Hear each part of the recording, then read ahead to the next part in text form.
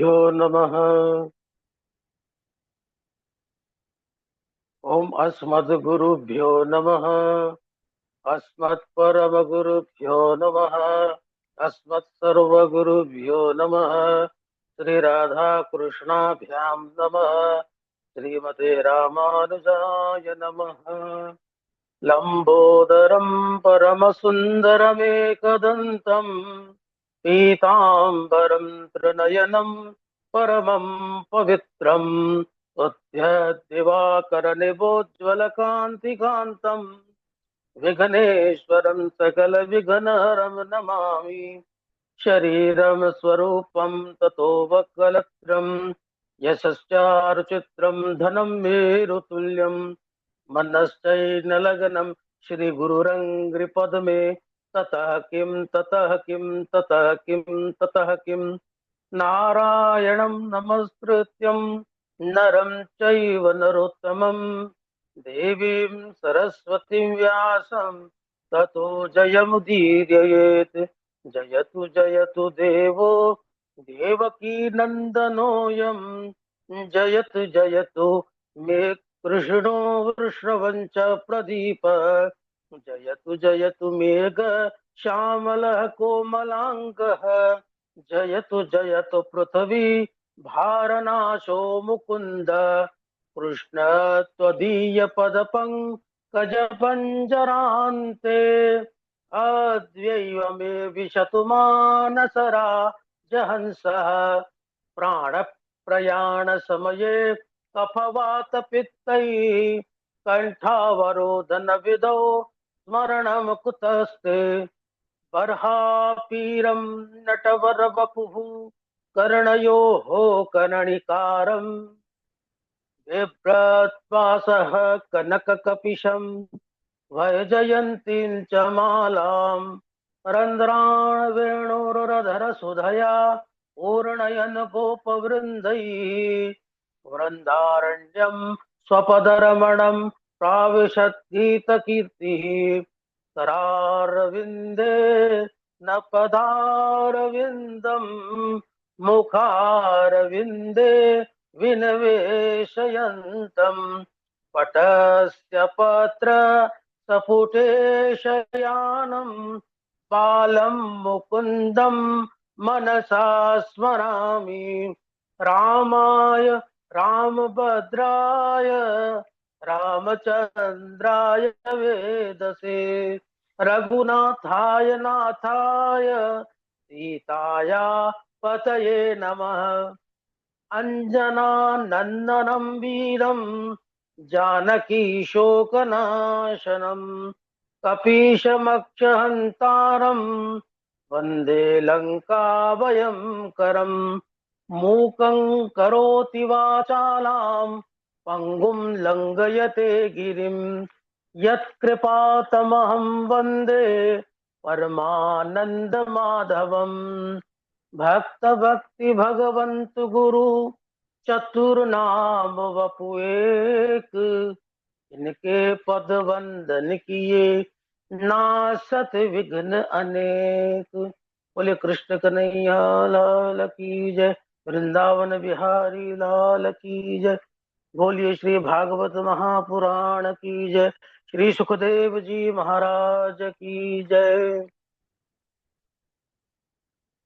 अनंत कोटि ब्रह्मांड नायक अचिंत कल्याण गुणगण निधान सर्वेश्वर सर्वाधिपति अकारण करुणा वरुणालय अकारण करुणा कारक सकल जन्य कल्य शापहारक परात् पर पर ब्रह्म अनंत कोटि कंधर्प धनन जटियान निर्गुण निराकार सगुण साकार जगदैक बंधु करुणैक सिंधु सच्चिदानंद घन परमात्मा श्री वृंदावनेश्वर वृंदावनेश्वरी श्री कृष्ण एवं श्री राधा रानी जी के युगल चरणारविंदों में दास का बारंबार प्रणाम। समुपस्थित भगवत भक्त भागवत कथा अनुरागी सज्जनों भक्ति में मात्र शक्ति भगनी बांधव सिया राम मैं सब जग जानी करहूं प्रणाम दूर जुग पानी। कथा में प्रवेश से पूर्व आइए संकीर्तन करते हैं।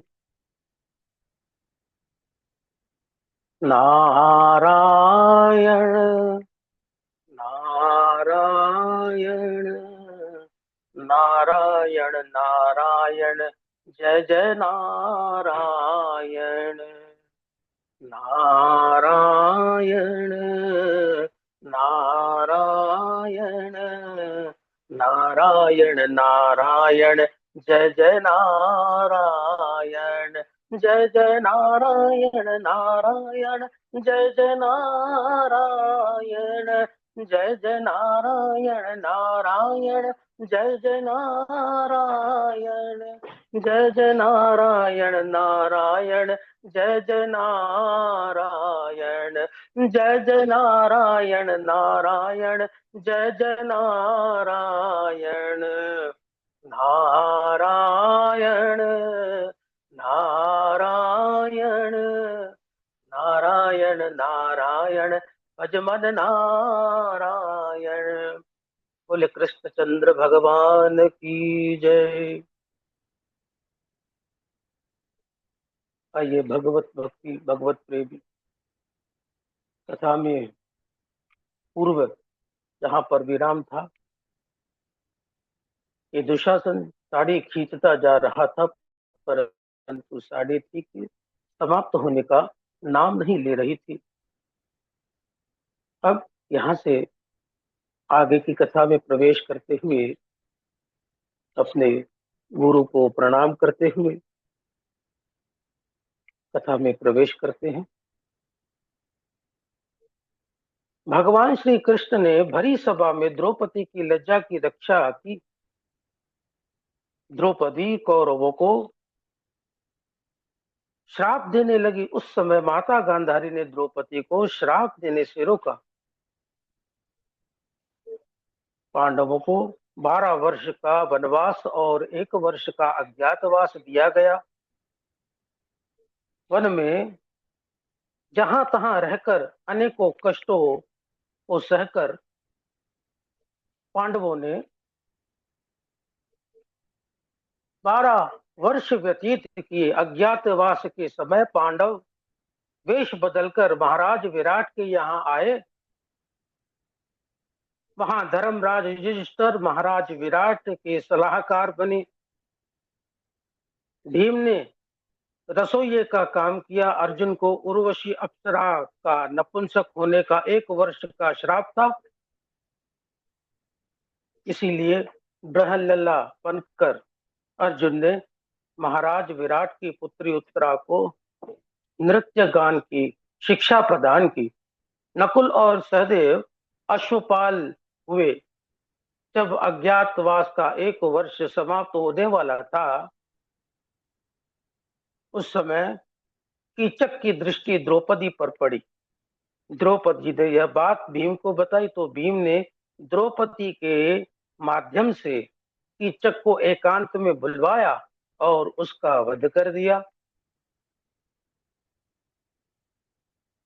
कीचक की मृत्यु का समाचार जब दुर्योधन ने सुना, कहने लगा कि कीचक जैसे बलवान को मारने की सामर्थ्य भीम के अलावा किसी में नहीं है।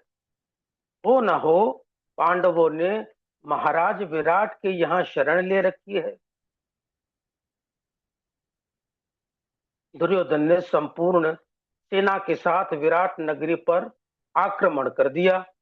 उस समय महाराज विराट कहीं बाहर गए हुए थे। उनके स्थान पर उनका पुत्र उत्तर युद्ध करने आया, परंतु जब उसने कौरवों की विशाल सेना को देखा तो वहां से भागने लगा। अर्जुन ने उत्तर को अपने बल का परिचय दिया और गांडीव उठाकर अकेले ही संपूर्ण कौरवों को परास्त कर दिया। महाराज विराट को जब यह पता चला कि पांडव हमारे यहाँ दास बनकर रह रहे हैं तो वे बड़े लज्जित हुए। उन्होंने अर्जुन से अपनी पुत्री उत्तरा से विवाह करने के लिए कहा तो अर्जुन ने कहा, महाराज इसे मैंने शिक्षा प्रदान की है। यह मेरी पुत्री के समान है, इसीलिए आप इसका विवाह मेरे पुत्र अभिमन्यु से कर दीजिए। अर्जुन के इस प्रकार कहने पर महाराज विराट ने उत्तरा का विवाह अभिमन्यु से कर दिया। पांडवों ने संधि का प्रस्ताव के लिए भगवान श्री कृष्ण को शांति दूत बनाकर भेजा। दुर्योधन ने भगवान श्री कृष्ण के स्वागत की बड़ी भारी तैयारी कर रखी थी। जब भगवान श्री कृष्ण आए तो उनका स्वागत किया, उनसे भोजन के लिए कहा। भगवान श्री कृष्ण ने कहा, दुर्योधन, भोजन तो दो ही परिस्थितियों में होता है, या तो खाने वाले में भूख हो अथवा खिलाने वाले में वह प्रेम हो। यहाँ तो दोनों ही बातें नहीं है, ना मुझे भूख है ना तुम में वह प्रेम ही है। और मेरा भोजन तो आज पहले से ही काका विदुर के यहाँ है।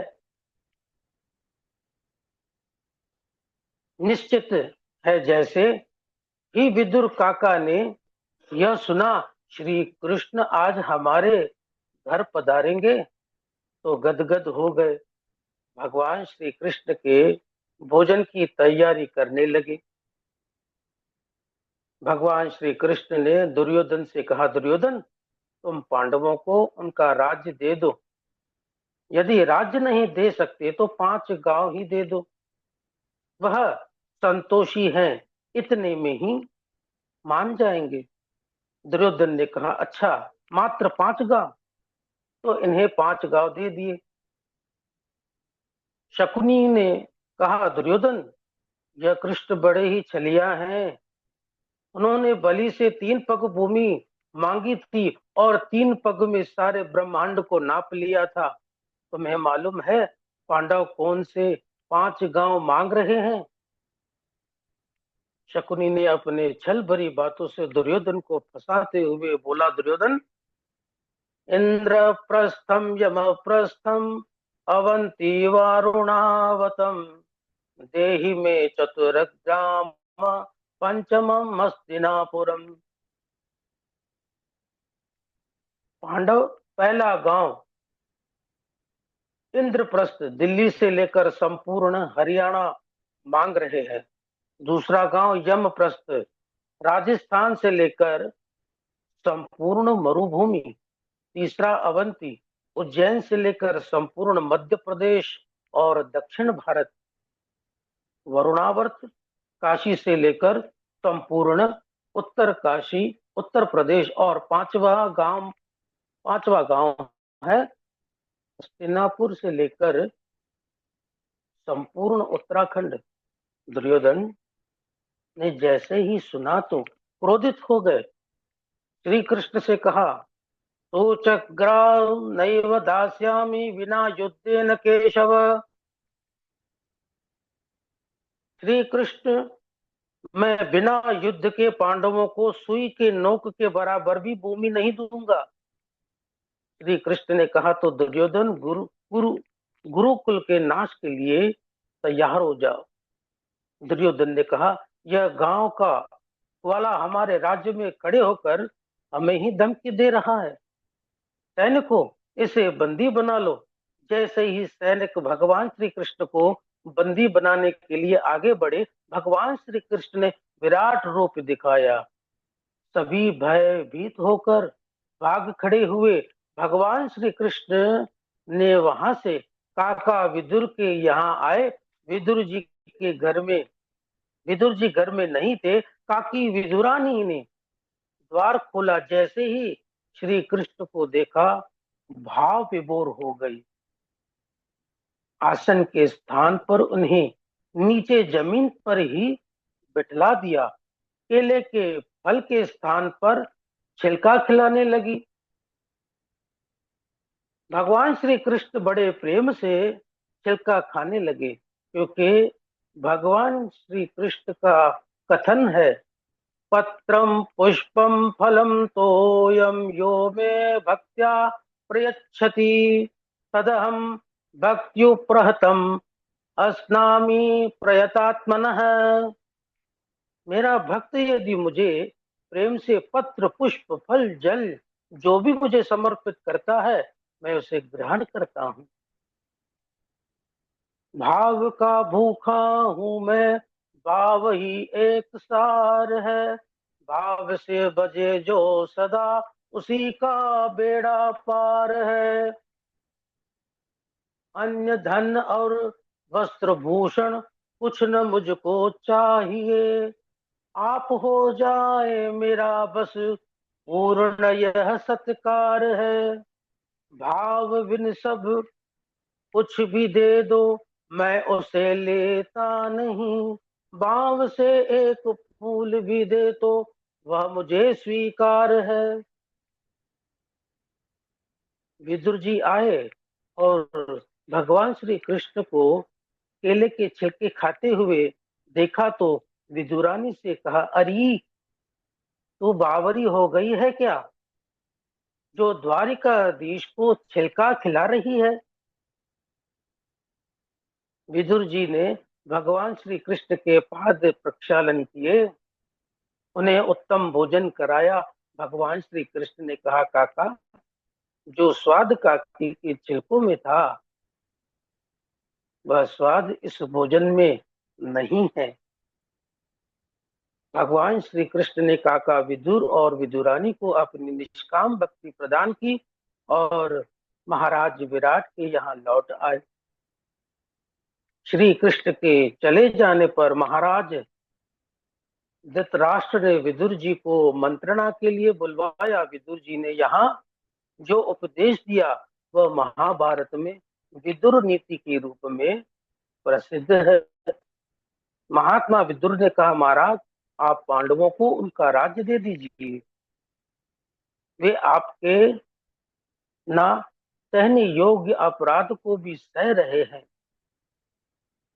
श्री कृष्ण भी उनकी तरफ है। यत्र योगेश्वरः कृष्णः यत्र पार्थो धनुर्धरः तत्र श्रीर्विजयोर्मूर्तिः ध्रुवा नीतिर्मतिर्मम। जहाँ योगेश्वर श्री कृष्ण और गांडीवधारी अर्जुन है वहीं विजय है। और महाराज